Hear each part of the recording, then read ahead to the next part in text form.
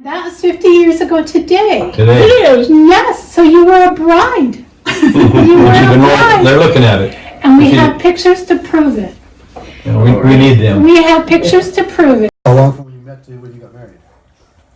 I was back there for Christmas of 67, 68. She was still working for my sister Vivian as a nurse. And she took care of their boys a lot. Bruce was like 3 or 4 years old at this time. And we went out to their big ski hill. How many? 600 feet? Little bitty thing. The only thing they got back then, there ain't no mountains. And she would ride the boys down behind her on her skis. That's my first recollection of where I met her. And then a year later, when I moved back to Kansas City and had to go to the hospital in February, I said, there's no point in me staying here by myself. I'll go to our Adventist hospital. My parents are there. My sister's there. I don't know a doctor. She can pick a doctor for me. And then, that'd be February '69. And then I had, 6 weeks off, 5 or 6 weeks off before I had to go back to work. So I stayed there.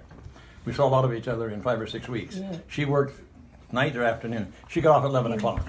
So sometimes I'd meet her afterwards, and sometimes we'd have all day long, and then she'd have to go to work in the afternoon. So when you're 37 years old instead of 19, you can look at things differently. Yeah. You know what you're after. Yeah. And then in May, actually, she had come out to about 600 miles between Kansas City and Dayton. She came out 2 different long weekends when she had time off. One was on her birthday, actually, yeah. Yeah, April. And then she came again in May, 1st of May, as I remember. And the second time around, she looked for a job. And of course, nurses can get jobs fairly easy. She got a job and found her, did I find the house or were you? I don't remember. She had another apartment across town from mine. His sister Arlene was a little kid at the, 63? 3 or 4 years old, huh? 3. 66. She didn't understand why she lived in the purple house and I lived in the greenhouse. We're, like 2 or 3 miles apart. She couldn't grasp that one. Anyway, then at the end of May, Memorial Day weekend, I flew back to Dayton and helped her move out and drive out. We already had the place, so we must have found it the month before.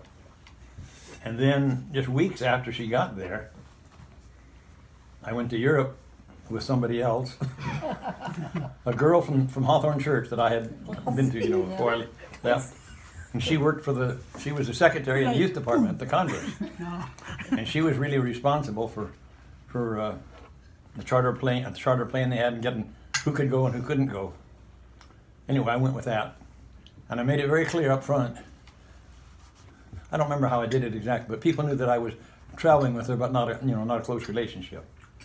And I told my kids, which were little at the time, and 3 of them, when I came, was it before I came home or when I left? One or the other.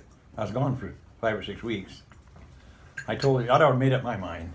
And I told them, showed them a picture of Neva, her nursing picture, which I like. Told them what I was going to do. Well, you must have made a trip to California. Huh? You must have made a trip to California because you told us in person. The plane went off from L.A. Oh, okay. LAX. That's what happened. It was a charter plane for Pacific Union. All right. 250 people jammed in a DC-8. It was super tight. It was not a good flight. Anyway, so that night when she picked me up at the airport when we got home, she said, "What took you so long?" So we didn't waste much time. From August to November, late August. My divorce wasn't final till 3 late weeks October. before your wedding. Yeah. But in those days, you had to wait a whole year. A full year. It was late October. So you knew it would be done before. And from then on, it was a great Sometimes thing. you never know with these things. We have been blessed tremendously.